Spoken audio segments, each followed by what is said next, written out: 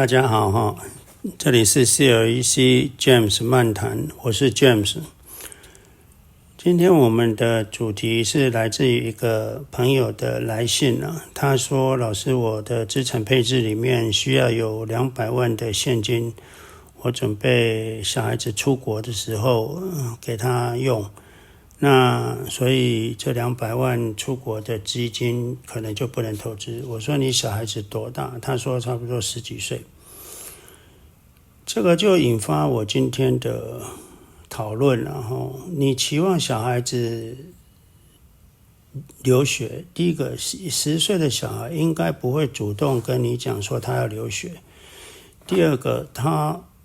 你为什么会期望他去留学？你想完成你自己未完成的事业，还是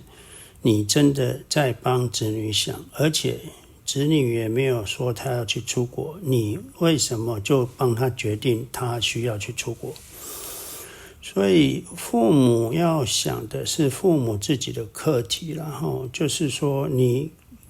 如果小孩子出国，那这个小孩子可能就离你们而去了，最后他们会定居在美国，可能，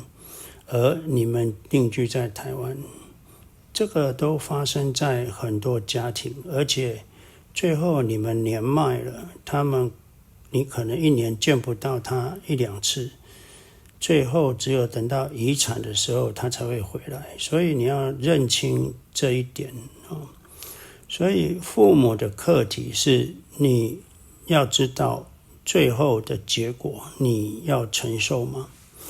而子女要想的，如果你已经成年了，你要想的是你真的要出国吗？你知道出国需要什么条件吗？你有足够的资金吗？我都认为子女要出国，父母不需要给他准备，让他自己去申请，自己去打工，自己去吃苦，才可能成功了哈。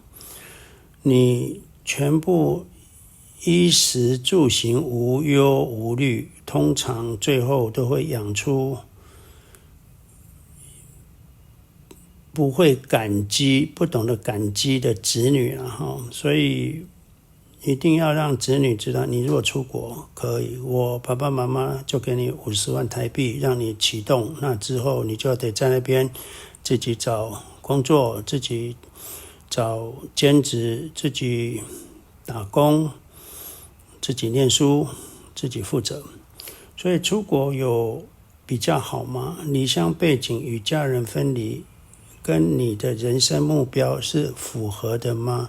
这个是所有出国的子女都应该要想的。所以父母有父母的课题，不要思考小孩的课题。所以我都不知道，这小孩子都还没满18岁，父母就说要让他出国，这个是有点超过你自己的课题了。讲的理由就是为了小孩，其实我看听起来都是为了实现自己未完成的梦想。就像这个写 email 给我的朋友，他说我送小孩子出国是因为我很多优秀的同学都出国了，而且回来都混得不错。你看，他是为了自己未完成的理想，或者是他在同学之间发现他有点比不上人家，所以他希望小孩子帮他争一口气。小孩子为什么要帮你争一口气？那是你的课题，跟小孩子无关，你不要把你的问题移嫁到小孩子身上。子女要思考的课题就是父母可以提醒他，就是说你就去那边，你要自己吃苦在美国其实你远渡他乡，你也不是土生土长，通常不会比在台湾来的生活来的轻松自如了哈。所以这个决定权在子女，不在父母。父母顶多就是提醒，就是说那你要自给自足。这个是父母跟子女的课题分离哈。在台湾我们看到的都是很多年迈的父母，可是有2个博士的小孩在美国。我就讲过，我那天去这个药房，一个老妈妈可能80几岁了吧，一个看护带着，那眼睛就是看不到，就跟那个药师讲说我眼睛看不到，我眼睛看不到。那个我相信他有看护，一定有子女，可是其实子女都没办法陪伴父母。那我不知道这个子女为什么没办法陪伴父母。那如果你的子女是远在美国，你有什么事情都很难帮到你所以父母在台湾没人照顾，2个博士的小孩在美国，没有一个人回来照顾父亲或母亲，如果父亲或母亲又独居了，那现在想要把小孩送到国外的父母，你们会冒你们未来年迈的风险吗？除非你们也准备一起跟小孩子移民，同住在一个城市。最佳的养老方式，我是认为与子女住在附近，但又不太靠近，就是说走路是走不到，开车30分钟以内，公共交通1小时以内，这样子外部才是最经济，但绝对记得绝对不要与子女住在一起。我们在美国，很多父母帮小孩子在美国买房买车都买好了自己很快乐的把台湾的房子卖了，就快乐的到了美国与子女相住。其实与子女相住，生活上没有比较舒服了，因为那个不是你的家嘛，你很多都没办法做决定嘛所以你要有足够资金住在任何子女的附近，无论子女在任何天涯海角。而且美国养老也是非常贵的你年纪大了，如果一个护理之家或养老院一个月可能现在要$15,000一个月未来就是将近50万台币一个月，未来可能会达到$2万一个月，不是一般家庭能够负担得起了不然你就得散尽家产之后再由美国来承担。可是一般人家里有100万200万美元的时候，都会想要把这个100-200万遗产留给子女，自己不会去住养老院或养护之家。结果子女可能也是想，父母有200万，如果去住养护之家，可能7-8年就全部花光了。那虽然之后国家会养，可是自己200万的遗产就没办法继承到了，就被父母花光了。大家都在想遗产跟钱的问题，所以亚洲人很少去住养护之家，除非那个父母那个长者自己都没有资产不然你就得散尽家财之后由美国政府来负担。在台湾的护理之家跟养老院都会相对的便宜，而且台湾的医疗还是很不错，但是台湾的养护之家是比不上美国的啦所以这个美国的养护之家其实照顾老人家是照顾得很好，因为那是他的财神爷对不对？就算是政府付钱，政府每个月钱都会来，你只要这个老人家把他照顾好，所以老人家是养护之家的财神爷。所以这都是要考量的，而不是很单纯的让小孩子出国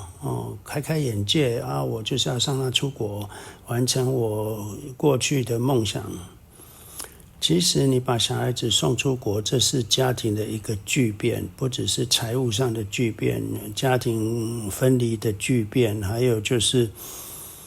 外部不经济其实所以宁愿每年带小孩子出国到每个地方玩个2个礼拜，旅游开开眼界，也不一定要让小孩子到海外出国念书，全家留在同一个国家。这是外部经济的问题，也是你一年可以看到小孩子好几次的关键。如果小孩在美国，一年可能看不到1次，最后你年老了，可能就永远看不到子女了。那直到子女回来继承你的遗产。可是如果居住在同一个国家，每个礼拜、每个月都可以相聚，这不是很好的经济价值吗？所以有这样想法要送小孩子出国的人，我可以理解，因为这就像我们投资理财要买房子一样僵固的思维。但是这是过去的想法，现在出国通常不会比留在自己的家乡好。家乡现在如果有些地区家乡现在就算不是很好，也是会持续进步。台湾50年前也真的非常不好，所以那个时候大家都想出国，结果现在都想回来。台湾30-40年前出国的朋友有比较好吗？其实生活上没有大家想象的好。如果你们有机会去拜访美国的朋友的话，你看看他们过的日子是什么。房子看起来是不错，但是每个家庭其实都是一地鸡毛。甚至有朋友到了美国的朋友家，想了解一下美国的生活，没想到他这么优秀的同学在美国竟然是在做蓝领的工作。他没有想到，我们不是说蓝领工作不好，但是没有大家想象的好。最后美国很多朋友因为在美国的退休养老金不足，而只能回到自己的家乡，也是大有人在。所以如果没有好好考虑全家移民的能力，那要送小孩子出国其实应该要三思了。这个来信的朋友说，他就是因为同学有些在国外回来，在台湾就混得不错，那些同学为什么不留在海外呢？如果他们这么有能力，为什么不在海外发展发达？为什么要回来台湾呢？为什么要回来台湾呢？美国不是混得很好吗？为什么要回来台湾呢？当然我不是说从美国回来台湾的人就不是人才，但是如果在美国混得那么好，像黄仁勋、像苏志峰，也不会回来台湾了，对不对？你觉得他们很好，那他们为什么有能力不留在美国呢？这个除了能力之外，就是美国有比自己的家乡好吗？如果你只是平平的人，你最后回来自己的家乡，其实还是比较温暖、比较适应的。今天如果不是投资成功，我可能也是没办法在美国混的，然后只能在台湾就混，就是所谓大家说的混得还不错。所以不是要去媚外，也不一定要小孩子出国，你全家能够住在一起，你们好好做投资，钱多到用不完，那你又期望小孩子做什么呢？海外不是我们生长的泥土，你不可能长得好。海外华人如果出国留学的，我就没有看到一个拔尖的。当然有很多像黄仁勋、苏志峰，就是从小全家移民。如果你们现在就马上有上亿台币要全家移民美国，那我支持你，因为你的财产够多，你有1000万美元资产，那3亿台币，你要移民美国全家，我支持你。可是你如果没有，只是想要小孩子到美国去沾酱油回来辉煌腾达，那我觉得你就不要这么鼓励小孩子。那从小去美国跟去留学是不一样的。不过这个也是不能一概而论了，因为我发现中国很多留学生真的还是蛮优秀的。现在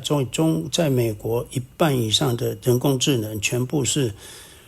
中国人，全世界最多AI 人才的也是中国人。那我当然没有去研究在美国这些 OpenAI 啦、Google DeepMind 啦，或者是那个 Anthropic 这些中国人是从小就过去还是去留学的，我是不知道哈。所以全家从头到尾都在美国，那我可以支持，从小就全家都去了。如果你不是只是小孩子我想送小孩子出国留学，我的钱只有200万台币，那我是觉得你不要让小孩子去沾酱油，就想要辉煌腾达哈。好像以前就留学就过个水就不一样，喝过洋墨水回来就不一样，不会不一样不会不一样，大家都会用同样的标准来看待所以要像苏志峰、黄仁勋这样2位成功人士，应该你们从小就要出国了，在他5岁的时候就全家移民了。如果你没有这个能力，那我是建议大家全家住在一起，欢欢乐乐，每年出国2-3趟，有钱花，想花就花，外部经济，那这才是真正的幸福家庭生活。好，我们今天的聊天漫谈就到这里。那我想一个礼拜就礼拜1到礼拜5吧，那礼拜6晚上有 Clubhouse， 所以礼拜天就休息1天。那所以我们可能未来就是礼拜1到礼拜5会有 James 漫谈的